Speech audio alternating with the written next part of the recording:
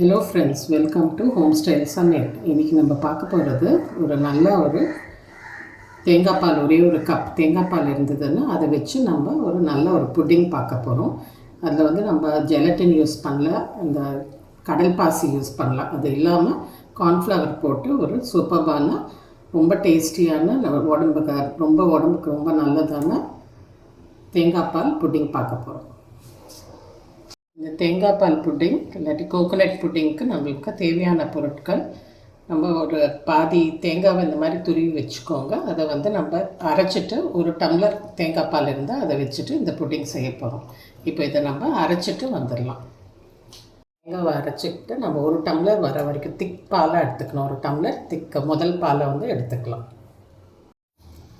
இப்போ அரைச்சதை நம்ம வடிகட்ட போகிறோம். ஆக்சுவலி ஃபைன் ஸ்ட்ரெயினரில் வடிகட்டணும்.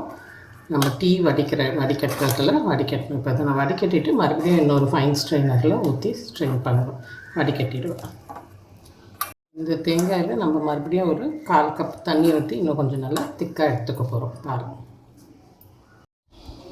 இப்போ நம்ம டீ ஸ்ட்ரெயினர், நல்லா ஃபைனாக இருக்கிற ஸ்ட்ரெயினரில் நல்லா திருப்பியாக வடிகட்டிக்கலாம். பார்த்திங்கன்னா உங்களுக்கு எல்லாம் ஃபைனாக இருக்கிறதெல்லாம் வந்துடும். தேங்காய் திருப்பிடலாம். 1 கப்பாக இருக்கிற மாதிரி அளந்துக்கலாம். ஒரு டம்ளர் அளவுக்கு அளந்துக்க போகிறோம். சரியா, ஒரு டம்ளர் இருக்குது நம்மளுக்கு.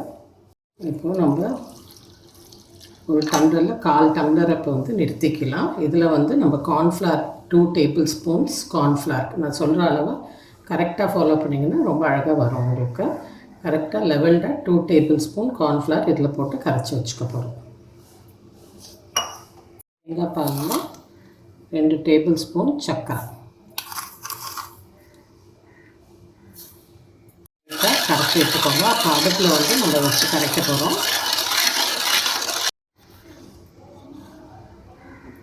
கார்ன்ஃப்ளவர் 2 டேபிள் ஸ்பூன்,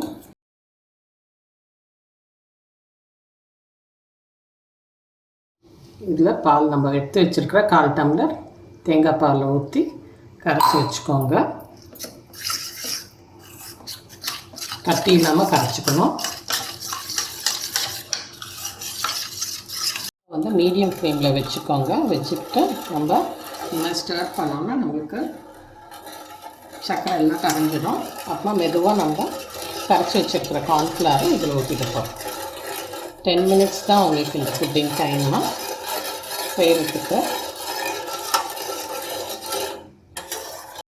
இப்போ நல்லா சர்க்கரை கரைஞ்சிடுச்சு. நம்ம இப்போ இந்த கரைச்சி வச்சுருக்க கார்ன்ஃப்ளவரை மெதுவாக ஊற்றி கரைச்சிக்கிட்டு அதே மாதிரி ஸ்லோ ஃப்ளேம்லேயே வச்சு செய்யுங்க. நல்லா அந்த கார்ன்ஃப்ளவர் வெந்துடணும். வெந்துட்டு ஒரு மாதிரி நல்ல திக் கன்சிஸ்டன்சி வரும். நல்லா கைவிடாமல் கட்டி இல்லாமல் கரைச்சிக்கோங்க.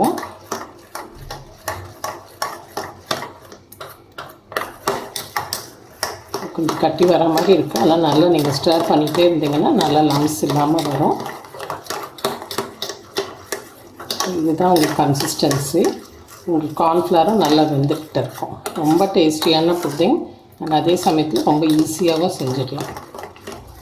பாருங்கள், இதுதான் கன்சிஸ்டன்சி. இந்த மாதிரி விழற கன்சிஸ்டன்சி. அண்ட் பபிள்ஸ் வந்துட்டால் வெந்துடுச்சுன்னா அடுப்பை ஆஃப் பண்ணிவிட்டு ஒரே ஒரு சின்ன கோகோனட் மில்க்கும் காடமமும் ரொம்ப நல்லா போகும். ஏலக்காய் தூளும் ஒரே ஒரு சின்ன பிஞ்ச் அவ்வளோண்டு போட்டுக்கலாம் ஃப்ளேவருக்காக.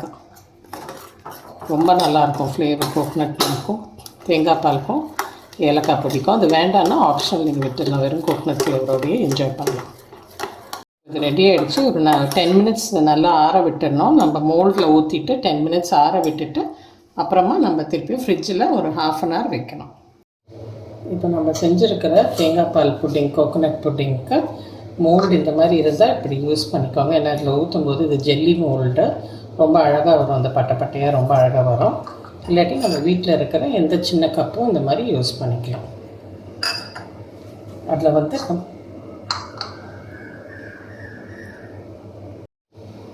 இப்போ அந்த மோல்டில் கொஞ்சம் லைட்டாக நம்ம எந்த எண்ணெய் வேணால் யூஸ் பண்ணிக்கலாம். வெஜிடபிள் ஆயில் இந்த மாதிரி அப்ளை பண்ணி வச்சுக்கோங்க. அப்போ தான் நம்ம ஊற்றிட்டு டீமோல்ட் பண்ணும்போது அழகாக வரும். இப்போ நம்ம செஞ்சுருக்கிற கோகோனட் புட்டிங்கை இதில் ஊற்றிட்டு கொஞ்சம் நல்லா ஆற விட்டுடுங்க. ஒரு 10 மினிட்ஸ் ஆற விட்டிங்கன்னா ஆறிடும். அதுக்கப்புறமா ஃப்ரிட்ஜில் எடுத்து வச்சிடலாம். 1/2 hour வச்சு செட் பண்ணணும். இப்போ இது நல்லா ஆயிடுச்சு. கொஞ்சம் நல்லா ஆற விட்டுட்டு ஒரு 10 மினிட்ஸ் நல்லா ஆற விட்டுட்டு அப்புறம் ஃப்ரிட்ஜில் 1/2 hour செட் பண்ணிவிடுங்க. 1/2 hour ஆகிடுச்சு. இந்த மூணில் ஓப்பன் பண்ணி பார்க்கலாம் எப்படி செட் ஆகிருக்குன்னு. இதெல்லாம் நல்லா செட் ஆகிருக்கு பாருங்கள். இப்போ டீமோல்ட் பண்ணிடலாம்.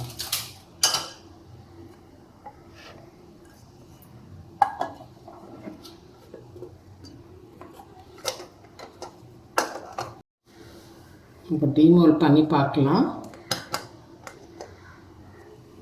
இதெல்லாம் நல்லா சூப்பராக வந்திருக்கு பாருங்கள்.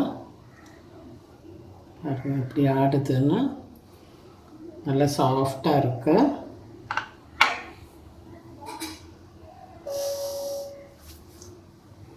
பாருங்கள் எப்படி இருக்குது சாஃப்டாக. இப்போ இதே மாதிரி நீங்கள் ஒரு கப்பு போட்டு அதே மாதிரி பண்ணி பார்க்கலாம். ஒரே கப்பு கோகோனட் மில்கோட இந்த ரேஷியோஸை போட்டு பண்ணி பாருங்கள். நல்லா சாஃப்டாக இவ்வளோ நல்லா இருக்குது பாருங்கள். நல்லா ஜெல்லி ஆடுது பாருங்கள். அப்படியே சாஃப்டாக இருக்குது.